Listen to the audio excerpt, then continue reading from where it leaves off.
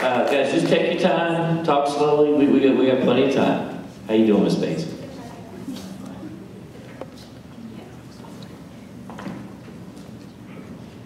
My name is Daisy Lee Gadsden. I was born in a small sawmill town in Arkansas on November 1914. My biological mother was tragically murdered due to racism, and my father ran away before I was able to walk. Luckily for me, Orly and Susie Smith generously agreed to take care of me. They raised me as if I was their own biological child. It wasn't until I turned 8 that I had learned what had really happened to my mother. I was infuriated, and this knowledge fueled my hatred towards white people. My father, Orly, saw my hatred and was saddened. Before he passed, he warned me and said, "If you hate, make it count for something, then try to do something about it, or your hate won't spell a thing." His advice made me realize that instead of hating white people, I could actually make a difference.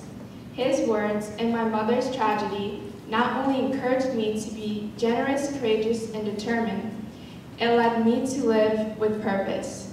This purpose of my life was to make a difference. My life experiences led me to become an activist as I fought for equality in the civil rights movement.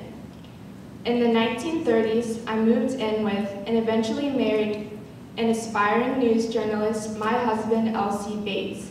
Together we created a life in Little Rock, Arkansas. We used our life savings and started the Arkansas State Press.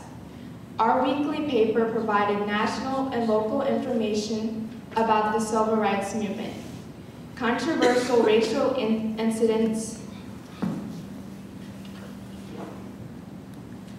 and Black community events. It became so popular that over half of the Black population subscribed and read weekly. Eventually, my husband and I became the two most influential Black journalists in the South. Still, I desired to do even more for the civil rights movement. In the 1940s, I ran for and became the president of Arkansas's NAACP chapter.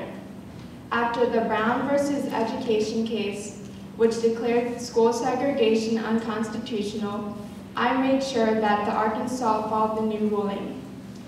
The Little Rock School Board prepared a plan to begin integrating their schools in September of 1957. Ultimately, there were 9 students that were enrolled into Central High. They were the ones selected as the first group of African Americans to integrate into the school system. I provided each child with confidence, counseling, and encouragement. As I prepared them for the incoming physical and mental abuse that they would encounter during their integration, I also opened up my home as a safe haven for the 9 students to turn to when they felt down. I stood by and supported each student as they graduated high school. I am happy to say that through persistence and the help of the federal government, Central High was successfully integrated. My efforts and hard work both paved the way for the full integration of schools across America. Today, students, regardless of their ethnic or religious background, can attend the same public school, receive an equal education, and form childhood relationships because of the foundation that I helped lay decades ago.